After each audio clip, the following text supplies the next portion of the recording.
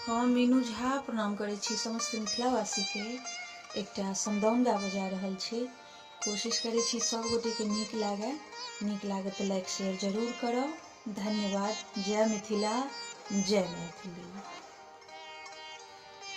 सुतल छलियै बाबा के अटरिया, बाबा के अटरिया, अचके में आयल कहत, अचके में आयल कहत। उठू उठू सखी सब गाऊ समदाउन, गाऊ समदाउन। आवधिया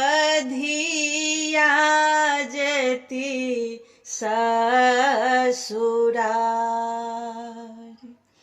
आवधिया जेती ससुरार। केसिया बन्हैते, केसिया बन्हैते, भेलै दुपहरिया, भेलै दुपहरिया।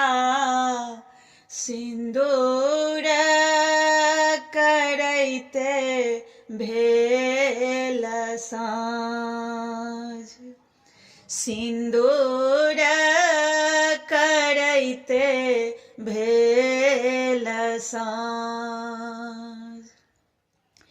अम्मा जी सो कनी हम मिलियो ने लेलियै, मिलियो ने लेलियै। डोलिया में लागल ओहार, डोलिया में लागल ओहार। लाली लाली डोलिया सबुजे रंग ओहरिया, सबुजे रंग ओहरिया।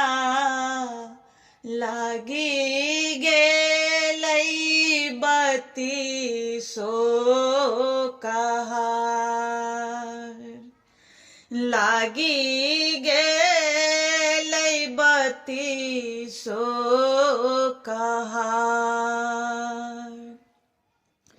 मिली लिया जुली लिया अम्मा है मदोदरी, अम्मा है मदोदरी। मिली लिया कुल परिवार, मिली लिया कुल परिवार। मिली लिया जुली लिया, मिली लिया जुली लिया। सखी है सहेलिया, सखी है सहेलिया। छूटी जा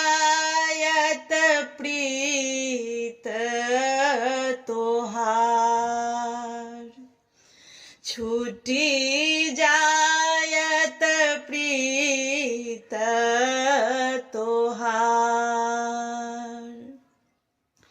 लाए दैनिक सल कुंजवन बैसल, कुंजवन बैसल, जहाँ माई योन बाप, जहाँ